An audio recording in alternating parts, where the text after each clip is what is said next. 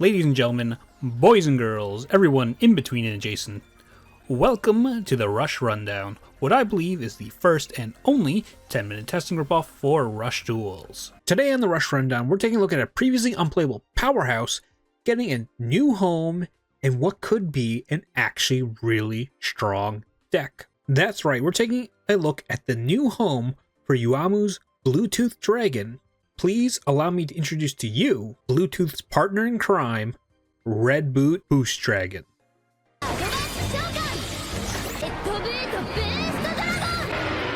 This is the part of the video where I tell you to like the video, subscribe to the channel, and leave a comment down below. That's right, today we're cracking open the brand new deck build box to give this deck a shot.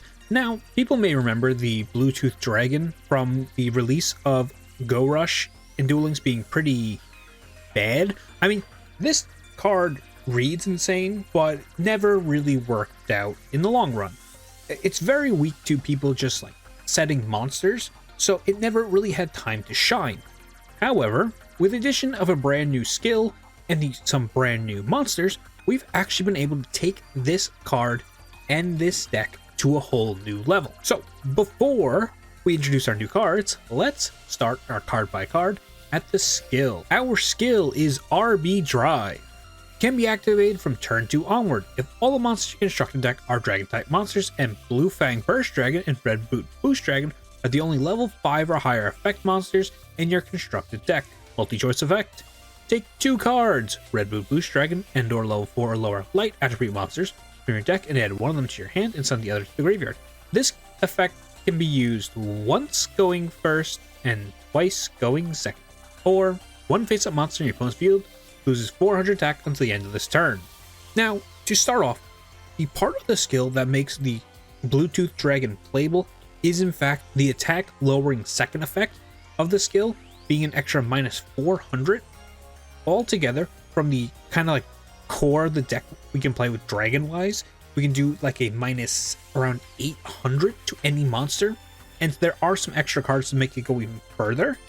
Previously, Bluetooth Dragon didn't really have any options to force the opponent to have monsters that are at 1500 attack, and that's kind of where the deck has been changed, where now we can just play these really good cards that attack modulate so that Bluetooth Dragon will just be online. However, the real strength of this deck is actually in the first effect of the skill, the once or twice per duel mill add, which I want to complain about it being once or twice per duel, but those are some really, really strong effects there. So you can't really complain when this deck would probably be at an insane level without the limitations. Now, so the real powerhouse of the deck is the Red Boot Boost Dragon. This is brand new in the deck build box, so let's go ahead and read it. We're playing 3 of these, by the way. No requirements. Choose up to 7 dragon type monsters in your graveyard. Inflict damage to your opponent equal to the number of monsters chosen times 100. And this card gains stack equal to the number of monsters chosen times 100. Then shuffle the chosen monsters into the deck. This card is basically Talismanic Steel Array, but it also burns and it also boosts your monster. So part of the strength of the first effect of the skill is, besides searching Red Boot Boost Dragon, it also sets up your graveyard to have this effect online, so you can consistently do burn damage every turn, especially if your Red Boot sticks around. And even if your Red Boot doesn't stick around, a second Red Boot can just put him back. Really strong. You can loop this guy a whole bunch, and in the end, the burn damage really does start to stack up. An opponent might not really expect to be within lethal range when you can just send a whole bunch of stuff to your graveyard and then punch them for a whole bunch after burning them for the difference. We are on 3 of the Blue-Fang Burst Dragon. So with all the attack modulation we can play in this deck, Blue-Fang becomes really good. So while Blue-Fang is unsearchable, the fallback plan for our deck after spending our limited uses of the skill is to just try to control the flow with the attack modulation of the second part of the skill. We are on 1 Phoenix Dragon. Of course, this is a limit 1 card, but even if it wasn't limit 1, we would most likely only play 1 in the first place. We're playing 3 Fortitude Dragon. People are probably familiar with Fortitude by now. It's just a good attack modifier for dragons, as well as being able to recycle the Dragon's Fortitude trap card. However, I'm maxed out on this guy because I really want to be able to put the Blue-Fang first dragon skill online a whole bunch, and Fortitude is going to be one of our biggest enablers for that. We're on one Triad Drago. Triad Drago doesn't really come up a whole bunch. He's also unsearchable in the deck. You can't even mill him with the skill or anything like that. So we put him down to 1 just for a situational draw. All our other guys do fulfill his requirements of not having other level 3s on board, so he ends up just being good. We're on 2 Flip Dragon. This guy's also from the deck build box, so I will read his effect for you now. Send 1 dragon type monster from your hand to the graveyard. Change 1 attack position monster in your opponent's field to face down defense position. Then at the only face up monsters on your field of dragon type monsters, you can special summon 1 Flap Dragon from your graveyard to your field and face up defense position. Now, we're also playing 2 of the noted Flap Dragon, which says, send 1 dragon type monster from your hand to the graveyard, change 1 face down monster in your opponent's field to face up attack position. Then if the only face up monsters in your field are dragon type monsters, you can special summon 1 Flip Dragon from your graveyard to your field and face up defense position. Our skill allows us to send one of these guys to then normal the one we actually opened to then activate the skill. Basically, they are just 2 strong cards that represent 2 tribute materials if you have their effects online. As well, they can force opponents that have monsters in attack position, or if they're on a deck with very low defense monsters, these guys put their big guy in defense, and when we just swing over. We are on 3 Star Replacer. This is the #1 card that I'm just completely eating everything on. I genuinely thought Star Replacer was going to be really bad, but then I realized that it's just 2 tribute materials, so that's kind of insane. So we are maxed out on Star Replacer. Also relevant for our skill that can be added off of it, as he is a light monster. Our last monsters are 3 Apple Lizard, 1500 attacker, light monster. Big thumbs up. For our legend card, we are playing the Pot of Greed. You might be wondering why we're not playing Avarice instead, and that's because we want Pot of Greed to draw our monsters, and we want to shuffle those monsters back with Red Boot Boost Dragon. It's very simple.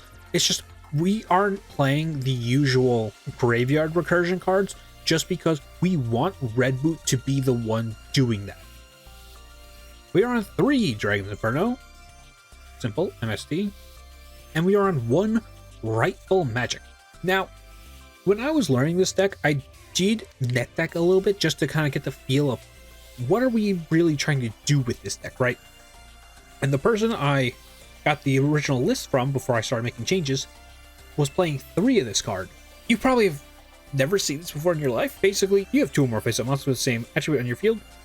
1 face-up monster in your opponent's field loses 600 attack on the end of this turn. So what this card does, this card, combined with our skill, combined with Fortitude, basically says that nearly any monster in the game can be put within range of Bluetooth Dragon. And that's pretty cool. However, I think 3 was just way too bricky, so I'm playing 1. You could, of course, increase the amount if you feel like that's better for you, but my main game plan of this deck is, in fact, doing the Red Boot Boost Dragon, falling back on the Bluetooth Dragon for a little more aggression, or if we just run out of gas with our skill and everything, this is our fallback plan. For our traps, we're on Negate Attack, No Limit 2s, so we got Negate Attack. We got Slime, Card Restoration. Play points are pretty important right now, so anything to keep us alive a little bit longer and maybe hopefully find us our game plan a little quicker. And we are also on 1 Dragon's Fortitude. Now, I know I said that we're going to be shuffling back pretty much all our monsters with the Red Boot Boost Dragon, but Fortitude's interesting, where because we're constantly putting Bluetooth and Red Boot in rotation, that they will eventually just get outed, but if we do something where we have multiples, or maybe we have 1 or both, Fortitude can protect the one that lives from dying and recycling the one that died. For our extra, it's nothing. This deck does not play an extra deck. Unfortunate that we don't have the Red Boot or Bluetooth fusion monsters, because their fusion spell is insane.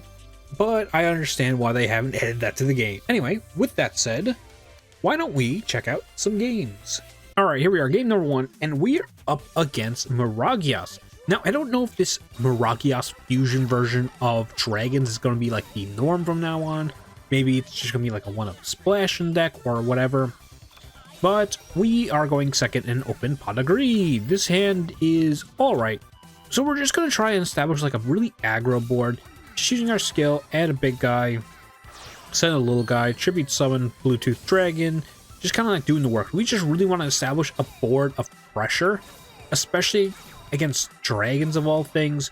we just want to like make sure we have our resources in play, but we are kind of weak to just like running into something like the Fusion Miragias. When at this point in testing, I wasn't really thinking that Luke players were going to be playing the Miragia stuff all the time.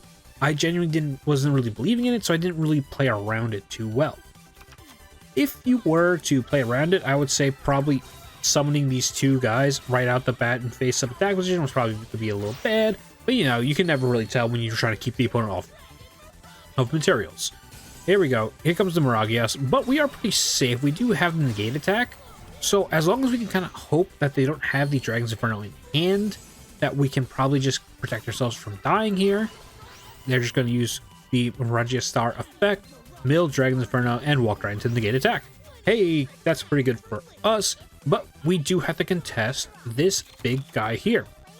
Anyway, we're going to go ahead and Dragon's Inferno their back row with 7 shift. Pretty interesting. I've seen people playing the 7 shift just so they can out the Miragias and not really need to tribute both it and Dragias if they do end up finding both. So here we go. We're summoning out the Red Boot Boost Dragon. Gonna do a whole bunch of burn damage to him. Here we go. RB Drive. Lower that guy down to a 6 so it's easier for us to get over. We're gonna choose 1, 2, 3, 4, 5, 6, 5. Sorry, I counted wrong.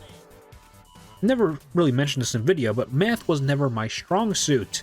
Anyway, so we're gonna put back 5. We burned number 5. We gained 5, swinging in 300, and another 25 to the face. Unfortunately, we didn't have enough to pump this guy down even further, but it's not like Bluetooth was ever going to be online in this situation. We just kind of hope that maybe they try to go a little more aggro. Like, let's say they manage to out our bigger dragons, and then they attempt to like swing in with their 1500 guys, so a second Bluetooth could just really take advantage of that. But as you see, they have Triad to the dragons, and they top deck Dragias. Maybe that was off the Triad Dragia draw, we'll never really know. But they also have Fusion. Gonna have Fusion Dragia Star F. Bring him out. 3k. We don't really have anything to stop them here. Thankfully, they don't have the Miragias, because we would be pretty close to dead if they did. Dragia Star effect. They're going for the bonus damage rather than the piercing. The piercing would almost like kill us, but of course then we'd be able to keep one of our bigger dragons. So they wiped our board. All we have is Dragon's Inferno, a Flip Dragon, and a Dream, and we drew Red Boot. That's really nice. So we're going to go ahead, normal start, replacer, use the effect, summon the guy out. So now we have 2 materials on board. Normal summon a Fortitude Dragon, pump that guy down, RB Drive, and a second Red Boot because we have a plethora of tribute materials. We're going to go ahead and summon 1. Just summon some more guys. Tribute summon the second one. Now we're doing a little math. We were going to boost both of our dudes, but as you can see, we go 1, 2, 3, 4, 5, 6, 7. Minus 700. Shovel them all back. Is this animation getting old yet? This animation of putting everything back, is it getting old for you yet? Well, it got old for the opponent because they did not let us swing for game. They were dead 10 waves from Saturday, and yeah. That was a pretty solid game number 1. The deck looked great, and we were doing pretty well outing bigger guys, like the entire, really, game plan of the deck. Alright, here we are, game number 2, and this one's going to be a little different. As you can see, we're actually going first this time, which means we only get the 1 activation of our first effect of our skill, which is really bad for us. We also opened only monsters, so we're just going to set our hand, and we're playing super hard, and the opponent just piercing us for literal almost all our life. You'll see they hit a star transfer off their skill, and they have Cataphract, and they use Cataphract. Thankfully they whiffed from Cataphract. They still have the star transfer. They could be any kind of big play, and they didn't have a bigger guy. So we're only gonna take 1500 from this 1 piercing, and then they wipe our board. However, they are within Bluetooth range. We're gonna go ahead and RB Drive, add Red Boot, pitch a card, summon Replacer, bounce him out, summon him back, tribute summon. Here comes the Bluetooth Dragon, and we got 2 more materials. We're going to kill that guy. We don't have any other ways to lower stats since we did choose to grab the Red Boot. So summoning our smaller guys, bring out the Red Boot, Red boot effect. I'm going to put some guys back. I'm not going to count along this time. You can count along at home if you'd like. Minus 700. Put them all back. And this animation is certainly not getting old. We're just going to fast forward this a little bit. It's not going much faster if you fast forward. Set negate attack, and we swing in over their star transfers. Now, I'm really happy with the current game state because they've spent 2 star transfers on that turn play, and we just wiped them. They're also very low on MSTs, so we can kind of hope that even though they just found the Requiem there, they can't contest our negate attack. Unfortunately, they do find Globule and Burst Ray Blaster, so we are going to take some burn damage, and that Requiem's coming down really soon. He's going to be really big. Globule, of course, puts back the star transfers as one would. Tribute to Globule. Here comes Requiem. There's Requiem, and they also have Pot of Avarice. So they're going to put back the rest of their guys. Perfect amount of monsters on their end. Draw 2. And of course, they hit Universal Storm off that, so our negate attack is gone. Requiem effect goes to 4,000, but they can only contest the one dragon. Of course, they have to swing over the Bluetooth dragon, because if they don't, Bluetooth just pops all their monsters. When we go dragons in front of that, we rip it off the top. RB drive, put him down, set a guy, normal summon a bigger guy, set 2 more cards, and then we're just going to go aggressively. We're just going to shovel back the one Bluetooth for a little bit of burn damage, get our guy a little bit higher. Swing over for 400, swing in for 13, and we'll be passing it there. We're kind of chilling. I mean, thankfully we know we can't lose our back row in any way, but if they do a really big play, we're in danger. Having Star Transfer and Cataphract hitting to grab Requiem is really bad for us. Of course, we still have Slime to protect us, but if they have anything else at all, we are in a big amount of trouble. So they're just going raw for Requiem, and then they walk right into the slime. Thankfully, these 3 cards in their hand must be absolutely nothing. We do lose 2 monsters, but that's Red Boot left on field with some guys in the grave. Here's Bluetooth, ripped right off the top. Fortitude Dragon, pump that guy down to 21. And are you seeing what I'm seeing? I think we've got enough cards to lower that guy down to 1,500. So it's just a matter of tribute summoning this Bluetooth Dragon effect. And go set a guy, doesn't really matter. Swing over this, it's Globule, whatever, and Bluetooth hits base for game. Listen, it's not just a Red Boot deck. We are playing Bluetooth for a reason, besides it being required. Here we are, game number 3, and you know what that means. A 1v1 versus Cyber Dragon. Now we're going second, and that's pretty good for us. We do get 2 activation skill now, but our hand is pretty weak.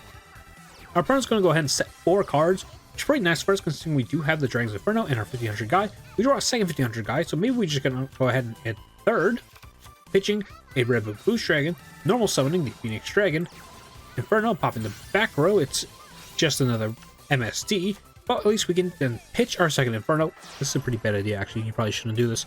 To get the Red Boot Boost Dragon. Go to tribute that guy out and give him 2 1500 beaters to support him. We'll use our skill, get a little burn damage in, just putting back our 1500 guy to hopefully be able to use it for later.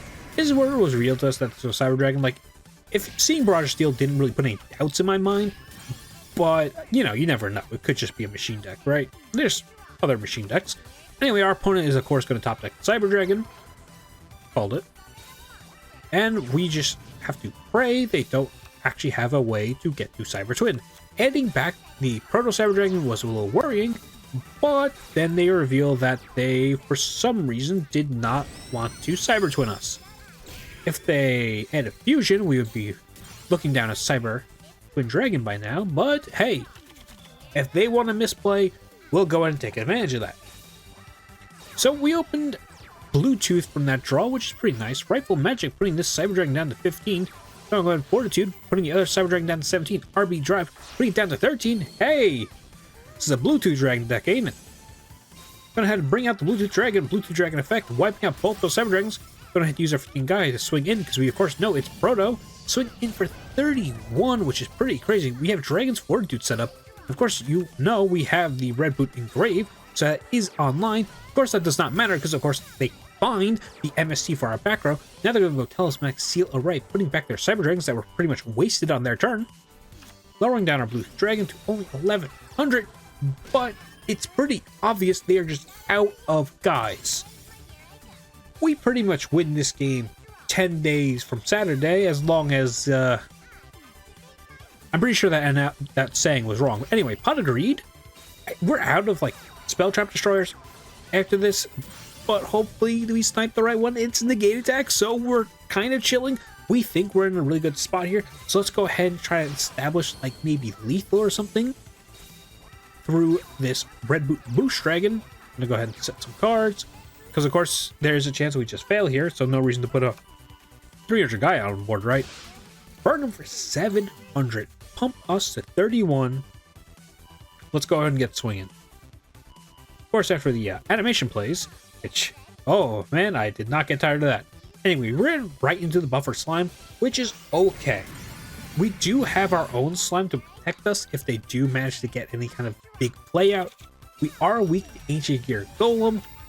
They reveal Monster Reincarnation, and this is where I realized I should have been checking their grave. They are actually playing the Imaginary Reactor engine just so they get extra draws, which is actually really cool. However, seeing two of them is really bad, except when you're tributing them for Ancient Gear Golem. Of course, the one card that really screws us here, being Ancient Gear Golem, is exactly what they have. Now, we are like ultra dead if they sequence this properly. So they're lowering down the Apple Lizard, so what they want to do is swing into here, 2800, almost killing us. And then their Cyber Assault runs right into the buffered slime. So now we're back to being big chilling. However, we really need to hit a good draw. A second Red Boot is really good for us. So we're just going to summon our guys out. Triad Drago, draw a card. Like I said in the card by card, Triad Dragons are only 3. So his effect's pretty much always online as long as we have extra guys. Now we're going to go ahead and go Fortitude Dragon, pump down the Ancient Gear Golem, set the Dragon's Fortitude in case for whatever reason we don't get it here. RB Drive, put him down even further. And now, let's establish lethal. Let's go ahead and shovel back. We had to do a little math here where I want both guys to be big enough to swing over both the big monster opponent's field. So we're going to shuffle back a couple there. We're going to shuffle back a couple more here. And oh man, are you sick of this animation yet? Because I definitely was after playing this deck. This is a lot of fun, but oh my god, sitting through this animation is painful. Let's just go ahead and clear the board and then swing right into the face with Fortitude Dragon for game. Oh man. Honestly, I think the length of these matches is exclusively because of playing the Red Boot animation. So we're back with the deck, and hey, that actually felt a lot better than I expected. Now, before we talk about the pros and cons, I do want to say, on first read, I really didn't think much of this deck. I didn't actually read the skill at first and was just basing it off of only having Red Boot. I genuinely thought this deck wasn't going to be much because we were missing the Red Boot fusions and the other Tech Dragon like support cards. But after getting my hands on it, I gotta say this deck was a lot of fun. So let's talk pros and cons. First, the pros. The burn damage on Red Boot is actually really impactful. You can kind of like not cheat, but like sneak your way into a game state where the opponent has to make very specific plays, not to just die from a sudden drop of Red Boot or Bluetooth. The burn damage does really add up as well. This is a deck that always feels like it's never running out of material. All of our dragons here, these 7 dragons, right? These 7 dragons, right? It feels like every single one of them just equals 2 pieces of tribute material, which is really good.